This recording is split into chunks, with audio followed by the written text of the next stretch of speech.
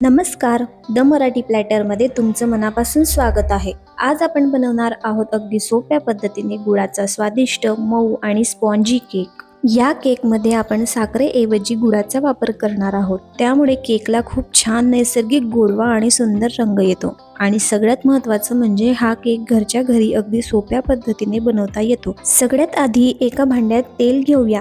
हे तेल मी मोजून घेतलेलं आहे. इथे मी 3 टेबलस्पून तेल घेतलेलं आहे. यामध्ये आता आपण 1 कप गूळ घालूया. तेल आणि गुळाचं मिश्रण छान एकजीव होईपर्यंत फेटून घेऊ. यासाठी थोडंसं दूध घालून गूळ व्यवस्थित विरघळवून घेऊ. जिथपर्यंत तेल आणि गुळाचं मिश्रण छान एकजीव होत नाही तिथपर्यंत हे फेटत राहायचं.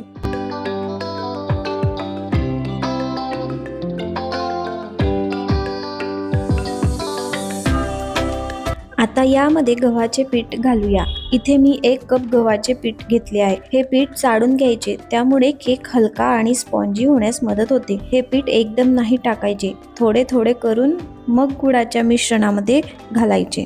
पीठ फक्त हलक्या हाताने मिक्स करायचं. आता यामध्ये 1 चमचा बेकिंग पावडर आणि दूध पावडर घालून मिक्स करून घेऊ.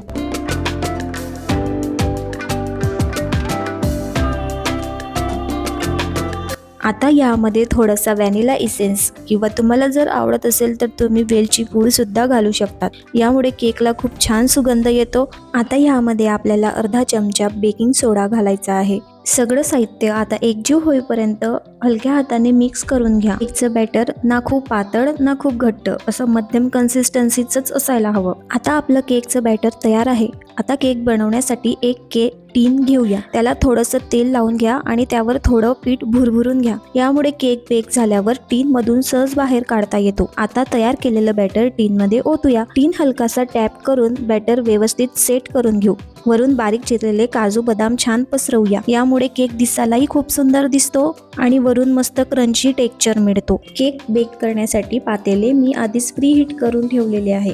तयार केलेला केक हा पातेल्यामध्ये ठेवूया. 45 मिनिटांनंतर आपल्याला सुरी घालून हा केक चेक करायचा आहे. सुरी जर स्वच्छ बाहेर आली म्हणजे आपला केक छान बेक झालेला आहे. आणि बघा, आपला सुंदर असा गुळाचा केक अगदी मस्त तयार झालेला आहे. वरून सुंदर गोल्डन ब्राऊन रंग आणि त्यावर कुरकुरीत काजू बदाम आणि आतून केक किती मऊ आणि स्पॉन्जी झाला आहे ते तुम्ही पाहू शकता. हा केक कापताना त्याचा टेक्स्चर बघूनच खायला मन होतं ना. एक छोटासा पीस घेऊन बघूया. अगदी सॉफ्ट, मॉइस्ट आणि गुळाचा छान स्वाद. घरच्या घरी बनवण्यासाठी ही रेसिपी नक्कीच एकदा ट्राय करून बघा.